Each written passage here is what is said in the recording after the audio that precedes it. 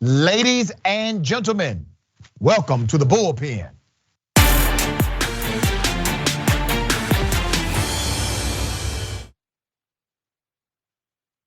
Yeah, he's back. We got Andrew Donaldson, conservative radio host and commentator with Young Voices, managing editor of Ordinary Times magazine, and a widely published writer, has an extensive and impressive resume, very smart fella. Andrew, good to have you on the show, brother. How are you? I appreciate you having me back again. Always a thrill to talk to you, sir. Same here, man. All right, y'all got a doozy.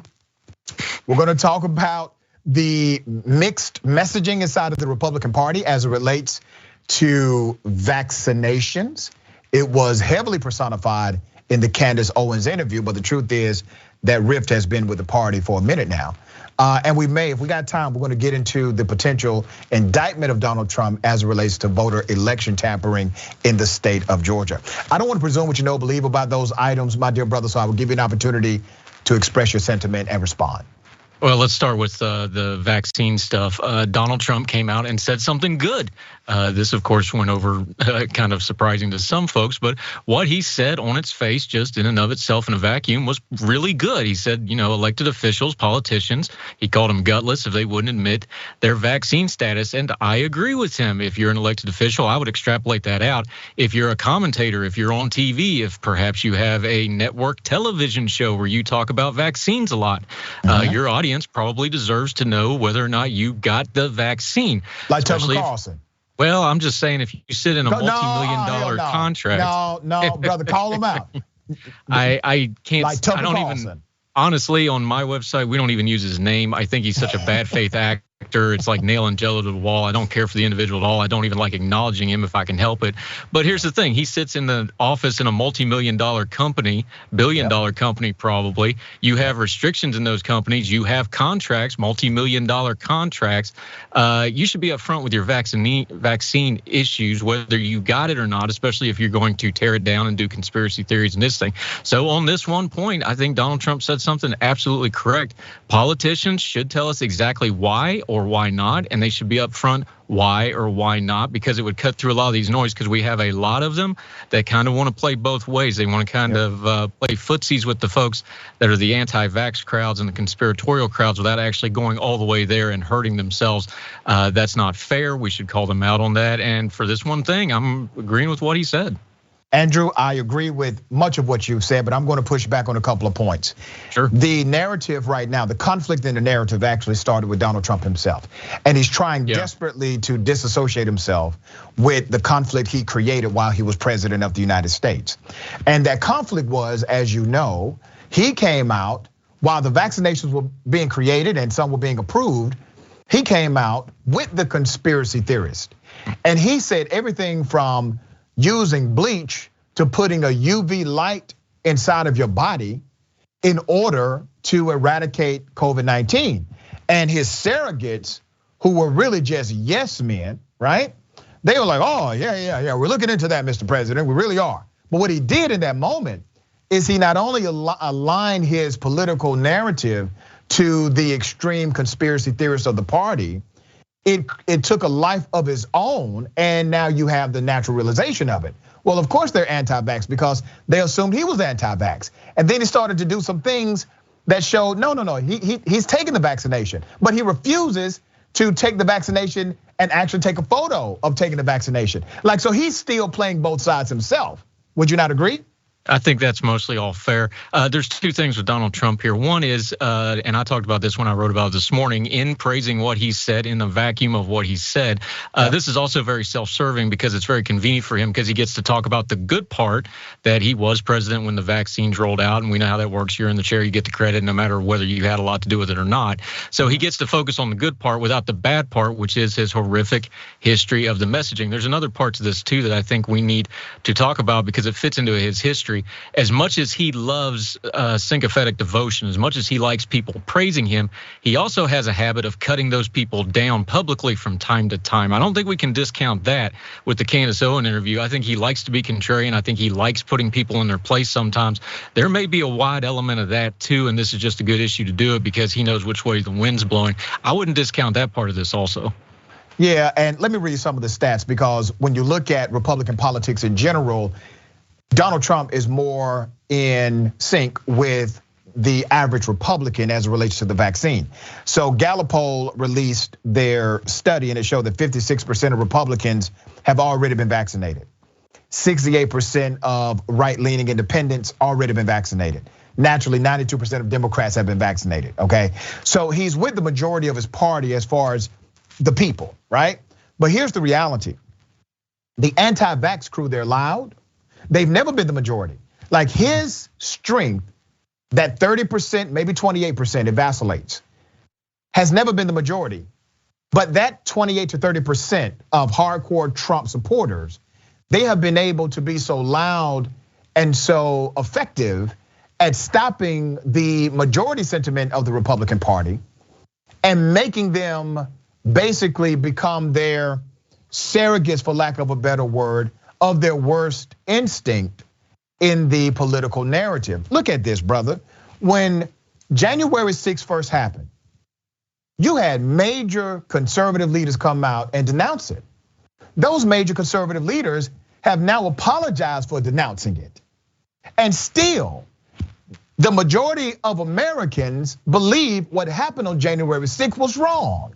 But the majority of Republicans, 52%, are now saying it was necessary. Your party is imploding, brother. But tell me how this is not, at least in part, due to the leadership structure around Donald Trump. And I'm not talking about just Trump, I'm talking about the people that were there before him, Lindsey Graham and others. How do they not bear blame in this debacle?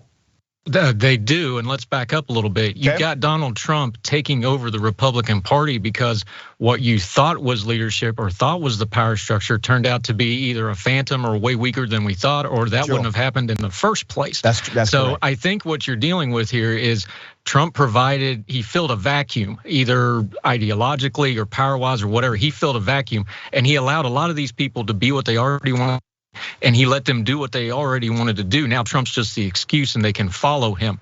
So why does those two things always seem to collide? I think that's why. There was already these issues ahead of time. Trump just amplified them. There was already a tendency to play with these conspiratorial elements inside the fringes of the right wing. And he just gave them an excuse to kind of mainstream all this stuff. They had that 28, 30, 32%, whatever that, shoot somebody in Fifth Avenue group. Remember, we used to refer to them that way. That group has a real good habit of being consistent on what they're doing, but then they creep into whatever the narrative of the day is. And the narrative of the day is COVID, it's vaccines. So they're creeping in using those things. They do the same thing with January 6th. As horrific as it was, they'll start pecking at the edges of it and trying to draw people off. It's important to keep the big picture perspective. January 6th was wrong, it was terrible. The vaccines are good. They're not putting nanobots into your bloodstream. You just have to keep the big picture, not get into minutia with those folks, because they're really, really good at dragging you into it and trying to skew people's perspectives. And I cannot neglect the conversation about racist people in America, because Donald Trump, he makes racist white people excited. Racist white people do support Donald Trump. And I'm talking about the extreme racist white people. Racism exists on the spectrum. It exists on the spectrum, okay? Trump has the KKK crowd. He got the Klan, 100%. Now, there's no coincidence, brother, that Donald Trump was the last Republican in this country who still said Obama was not born in America. He was still saying this ridiculous made up conspiracy about the then president of the United States. And he did it to his reward, because racist people rewarded him when Republicans were saying, oh, you know what, we're gonna drop it. No, President Obama was really born in America. He refused to drop it, so I can't dismiss that element. Let's talk about quickly, because we got a few minutes, what may happen to Donald Trump in Fulton County. The Fulton County DA, Fonnie Willis, has said that they are very close to making a decision about whether or not to indict Donald Trump on election tampering. What are your thoughts about that? And then I will give you my response. Yeah, the DA in Fulton County, this is probably, if you're going to do something criminal-wise, this is probably the best shot at doing it. She is talking about taking the grand jury process for this. That would probably be the legally appropriate way of going about this. I feel like we always got to prerequisite these things a little bit with, there's a big element of, we're going to actually get him this time with some of these stories. A grand jury, as we know, that is step 20 and 21 of a 100-step process of getting somebody convicted. There's a lot that's going to go into it. And the kind of case they're going to have to bring, whether it's solicitation of a crime, there's a long list of ways they could try to approach this. This is not going to be an easy conviction, even though we know what he said was wrong. The pressure on Raffensperger, the Georgia officials, we know what he said was wrong. We know it was probably legally wrong.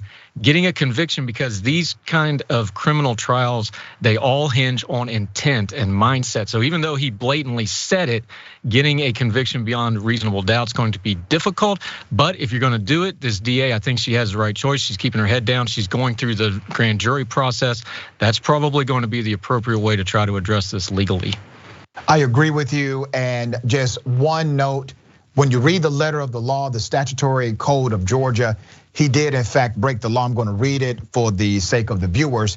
Georgia Code Title 21 Elections, subsection 21-2-604 says a person commits the offense of criminal solicitation to commit election fraud in the first degree when, with intent that another person, in this case Raffensperger, that another person engage in conduct constituting a felony under this article, he or she solicits, requests, commands, or otherwise attempts to cause the other person to engage in such conduct. For the longest, the main narrative has been no, he was just asking questions. He just made a request. He just said, hey, I need to find this many votes. Well, according to the law, a request constitutes a felony violation when you make that request to a government official. There's another part of the law that specifically applies to a government official making the request to a government official. There's another rendition of the law. So you have multiple statutory violations here, and we shall see if a grand jury sees it the way I see it. Brother, always good to have you on the program, man. Tell people how they can follow you and check you out. Yeah, I'm on Twitter at 4forthefire, ordinary-times.com, where I write young voices, have my own show, Heard Tell, on all the podcasting platforms and YouTube. And always appreciate the time and the conversation with you, sir. Happy to be with you. All right, man, I tell you all the time, brother, you make too much damn sense to be a Republican, but we're working on that.